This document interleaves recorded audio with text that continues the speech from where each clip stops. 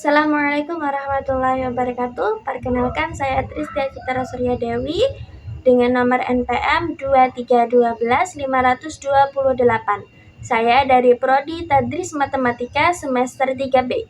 Pada kesempatan kali ini, saya akan mempresentasikan dari mata kuliah Bimbingan Konseling dengan dosen pengampu, yaitu Ibu Ika Aryati MPD, dengan materi keterampilan memberikan konseling pada anak-anak dalam kelompok. Jadi, di dalam kelompok kita akan menemukan yang namanya kepemimpinan. Dalam kelompok konseling anak sendiri, kepemimpinan bisa dipegang oleh dua orang, yakni dua orang itu adalah sebagai pemimpin dan satunya sebagai asisten. Yang mana pemimpin ini bertugas untuk mengatur jalannya kegiatan atau aktivitas dalam kelompok tersebut, dan asisten bertugas membantu pemimpin dalam melaksanakan kegiatan-kegiatan yang ada di dalam kelompok. Kedua pemimpin ini akan saling melengkapi satu sama lain dan bisa membuat lingkungan dalam kelompok itu menjadi kelompok yang nyaman, aman, dan kondusif jika mereka bisa menyesuaikan gaya kepemimpinan serta keterampilan konseling sehingga membantu anak-anak saling memiliki ikatan yang kuat di dalam kelompok. Di dalam kepemimpinan itu sendiri bisa kita temukan beberapa unsur. Unsur yang pertama adalah pemimpin dan asisten. Seperti yang dijelaskan tadi, di dalam kelompok anak kita bisa menemukan dua pemimpin dalam kelompok, yaitu satu pemimpin yang bertugas sebagai pengatur atau penanggung jawab seluruh aktivitas, dan yang kedua adalah sebagai asisten atau yang membantu pemimpin pertama tadi dalam membantu segala yang bersangkut paut oleh kegiatan-kegiatan tadi, yang mana masalah-masalah mereka tadi tidak terpegang secara kondusif di dalam kelompok itu sendiri. Selanjutnya, yang kedua adalah gaya kepemimpinan. Setiap pemimpin memiliki gaya kepemimpinannya yang berbeda-beda, yang mana perbedaan ini dipengaruhi oleh yang namanya dengan model konseling. Yang mana model konseling ini akan disesuaikan dengan kebutuhan-kebutuhan dalam kelompok. Misalnya, gaya kepemimpinan untuk memimpin suatu kelompok yang anggotanya adalah anggota yang memiliki masalah psikologi, misalnya gangguan kecemasan atau gangguan ADHD, akan berbeda dengan gaya kepemimpinan pemimpin yang memimpin anggota yang tidak memiliki masalah psikologi atau normal. Selanjutnya adalah berdiskusi dan mengawasi. Jadi di dalam kelompok diperlukan diskusi. Mengapa? Karena untuk menjaga hubungan tetap baik dan menghindari perasaan-perasaan negatif, kita harus melaksanakan yang namanya diskusi. Dengan adanya diskusi, pemimpin akan memberikan umpan balik serta memberikan dorongan kepada anggota-anggota yang lain dalam menjaga keutuhan kelompok dan kenyamanan dalam lingkungan kelompok itu sendiri. Di sisi lain juga, konselor juga memiliki peran penting, yaitu memberikan bimbingan kepada pemimpin dalam sesi-sesi diskusi. Jadi, di sini, di dalam proses berdiskusi dan mengawasi ini, ada dua aspek yang cukup penting yang memegang peran penting, yaitu yang pertama ada pemimpin sebagai koordinator diskusi, dan yang kedua ada konselor sebagai pengawas dan memberikan bimbingan kepada pemimpin dalam berdiskusi. Selanjutnya ada memfasilitasi kelompok. Pada fase ini diperlukan untuk pemimpin memberikan yang namanya program prarencana, atau di awal sudah memilih rencana apa yang akan dilakukan sebagai tujuan utama kelompok ini dibentuk. Setelah itu akan ada yang namanya sesi kelompok. Pada sesi ini Pemimpin perlu mengamati dan memahami proses kelompok agar tujuan individu dan tujuan kelompok dapat terwujud dengan baik. Selain itu, diperlukan juga tersedianya fasilitas-fasilitas yang efektif agar tercipta rasa aman sehingga anak-anak secara alami mengeluarkan ekspresi dan memanfaatkan pengalamannya tadi. Pada fase ini, pemimpin juga harus dapat mengatasi permasalahan-permasalahan yang timbul. Permasalahan itu adalah permasalahan yang timbul karena adanya perubahan yang ada dalam kelompok. Baik itu perubahan karena adanya anggota kelompok yang keluar maupun adanya anggota baru yang masuk. Tugas utamanya adalah membuat anggota-anggota yang ada dalam kelompok itu saling beradaptasi di dalam situasi-situasi seperti itu. Fase berikutnya adalah mengenali dan mengatasi masalah yang bersifat rahasia. Pada fase ini perlu untuk dijelaskan pada kelompok tentang batasan-batasan kerahasiaan yang perlu mereka jaga. Seperti contohnya, mereka merasa khawatir untuk menceritakan permasalahan-permasalahan pribadi atau yang hanya mereka saja yang tahu.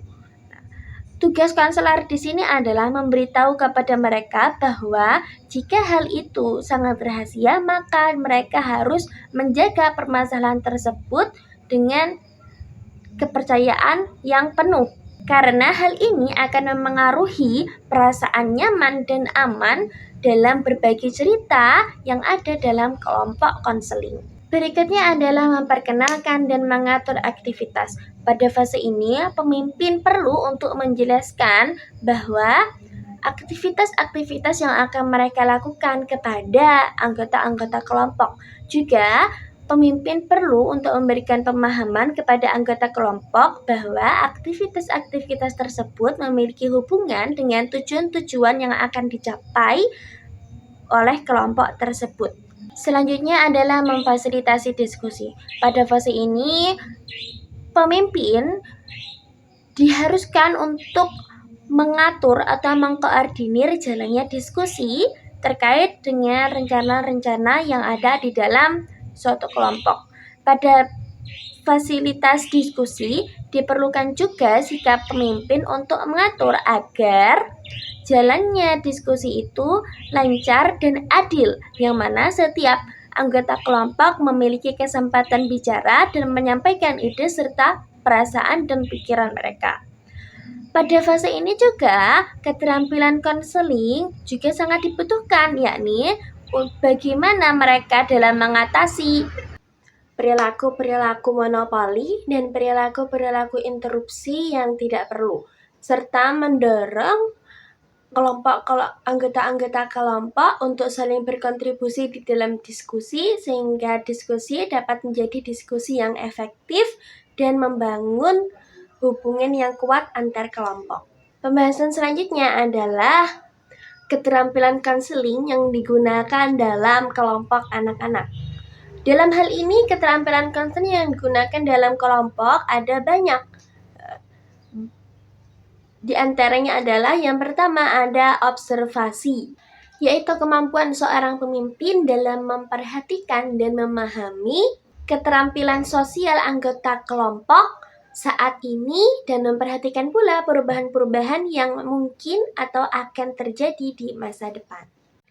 Contohnya, ketika ada anggota kelompok yang memiliki sifat pemalu awalnya, lalu seiring berjalannya waktu dia menjadi seorang yang berani dan tidak malu untuk mengungkapkan perasaan dan ide-idenya, maka pemimpin perlu untuk memperhatikan perubahan-perubahan seperti ini, gunanya agar pemimpin dapat menyesuaikan pendekatan apa yang bisa digunakan kepada anggota kelompok yang telah berubah, serta mendukung perkembangan-perkembangan positif yang berada di dalam kelompok anak.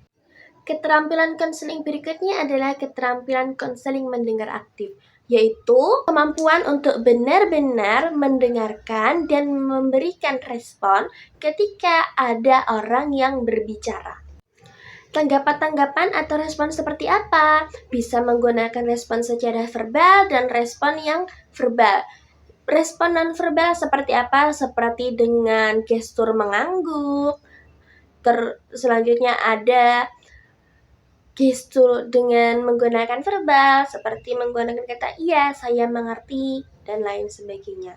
Dengan tanggapan-tanggapan seperti ini, akan membangun komunikasi yang kuat yang ada di dalam kelompok tersebut, sehingga membantu anggota-anggota kelompok merasa nyaman dan terlindungi serta dihargai di dalam kelompok.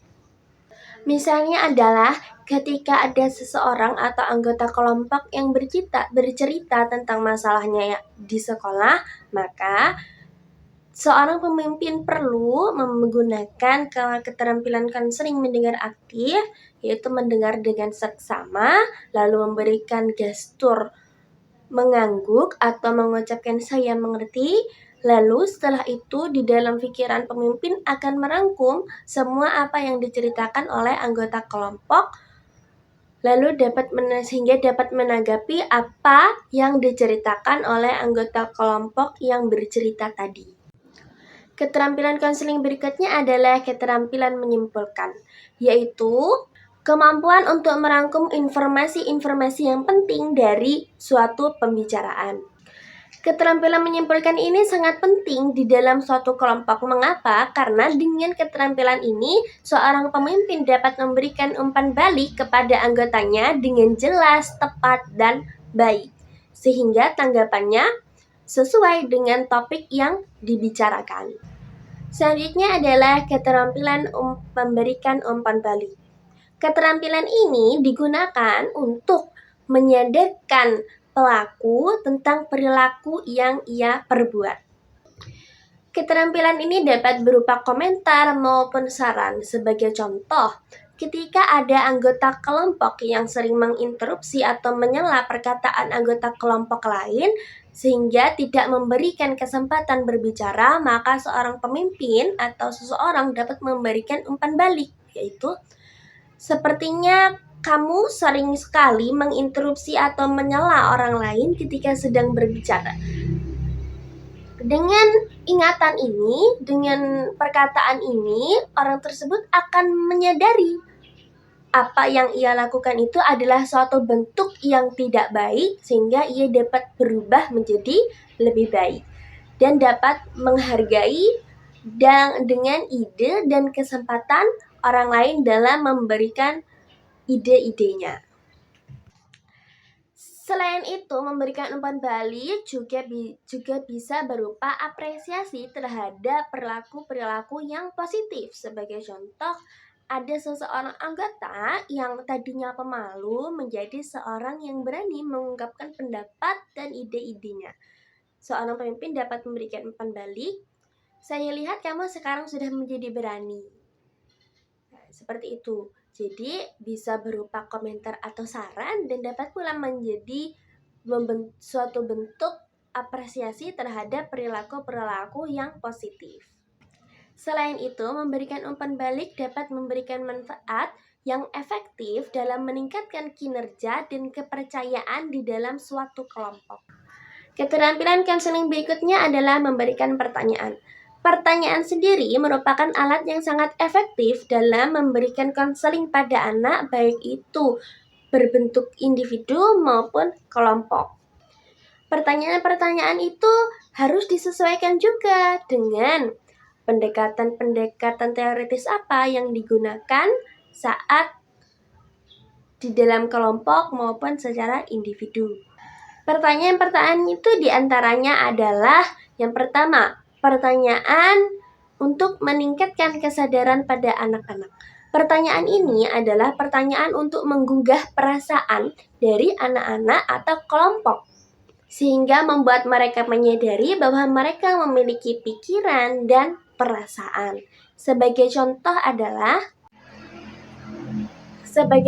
dari pertanyaan ini adalah, apa yang kamu rasakan saat ini? Lalu apa yang kamu sedang lakukan saat ini atau akhir-akhir ini? Pertanyaan berikutnya adalah pertanyaan lanjutan yang berguna untuk memperoleh informasi, yang mana kemungkinan informasi-informasi tersebut adalah informasi-informasi yang ditutupi sehingga perlu pertanyaan-pertanyaan lebih lanjut untuk memperoleh informasi tersebut. Sebagai contoh dari pertanyaan ini adalah, apakah ada hal lain yang ingin kamu ceritakan lagi? Apakah kamu bisa menceritakan lebih lanjut terkait ceritamu tadi? Pertanyaan berikutnya adalah pertanyaan sirkuler, yaitu bukan pertanyaan tentang perasaan individu terhadap diri anak itu sendiri, melainkan pertanyaan tentang pikiran mereka terkait perasaan orang lain. Sebagai contohnya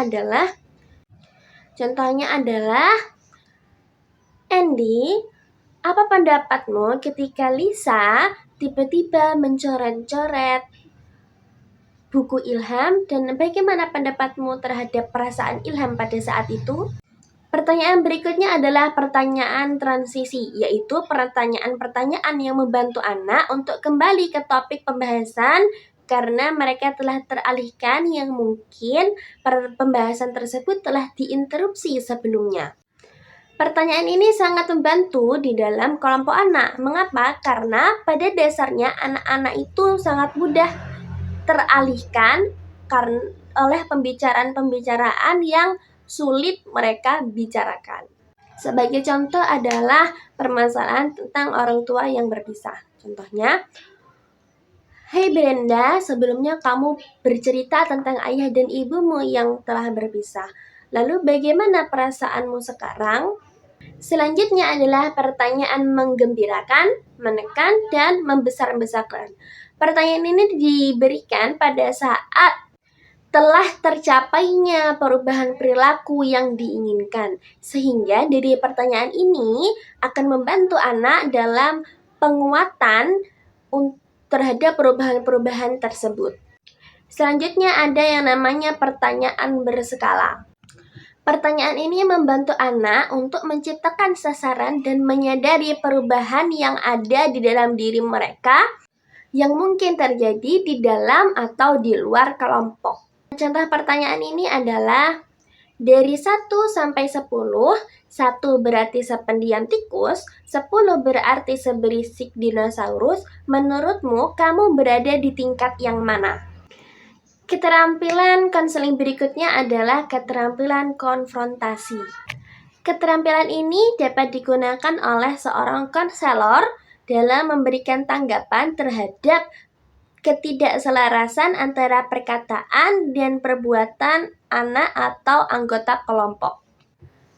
Dalam memberikan konfrontasi ini disyaratkan bahwa seorang konselor dalam memberikannya harus memperhatikan dan cara penyampaiannya juga harus kuat sekaligus lembut serta di situasi yang nyaman sehingga tidak memberikan kesan menghakimi atau mengejek. Keterampilan konseling berikutnya adalah keterampilan memberikan instruksi dan memahami peraturan atau aturan-aturan yang ada dan dapat menjaga kerahasiaan yang ada di dalam kelompok konseling. Ketika ada anak-anak yang bergabung dalam suatu kelompok konseling, maka mereka perlu tahu apa yang diharapkan atau menjadi tujuan dari terbentuknya kelompok tersebut. Seorang pemimpin perlu memberikan arahan sehingga melalui instruksi atau arahan ini anak-anak akan menjadi tahu siapakah yang bertanggung jawab atas mereka. Sebagai contoh adalah seorang pemimpin yang menginstruksikan kepada seseorang untuk melakukan suatu tugas, maka anggota tersebut harus melaksanakan instruksi tersebut, dan jika ada syarat-syarat tertentu, misalnya dia harus menjaga kerahasiaan kelompok, maka ia harus melaksanakannya karena agar tugas tersebut dapat terlaksana dan sesuai dengan sasaran. Dengan keterampilan ini dapat membantu anak-anak untuk belajar menghargai, bekerja sama, dan membuat anggota kelompok menjadi lebih kuat dan kondusif. Keterampilan berikutnya adalah keterampilan proses atau processing skills, yaitu kemampuan untuk berinteraksi dan melakukan pengolahan dalam pekerjaan kelompok. Ketika kita membahas tentang pengolahan kelompok ini, secara tidak langsung kita akan melaksanakan yang namanya diskusi dan komunikasi yang baik. Dalam melakukan diskusi ini, akan memberikan pemahaman terhadap apa yang mereka rasakan dan pikirkan dalam melaksanakan aktivitas atau kegiatan bersama-sama. Sebagai contoh sederhananya adalah ketika kelompok bekerja sama untuk menyelesaikan satu tugas, maka diperlukan yang namanya diskusi. Dengan berdiskusi, mereka akan mengetahui apa saja ide-ide dan pendapat terkait penyelesaian tugas tersebut. Dengan kata lain, keterampilan memproses ini dapat membantu memperkuat interaksi dan komunikasi sehingga dapat tercapai tujuan kelompok yang lebih baik. Dari uraian-uraian di atas dapat kita ambil kesimpulan. Yang pertama adalah dengan dua pemimpin di dalam kelompok anak akan sangat membantu dalam memberikan konseling. Dua orang tersebut adalah yang pertama menjadi pemimpin atau yang bertugas utama mengatur jalannya aktivitas dalam kelompok tersebut, dan yang kedua sebagai asisten yang bertanggung jawab untuk membantu pemimpin atas jalannya aktivitas dan mengatasi permasalahan-permasalahan yang bersifat individu di dalam kelompok.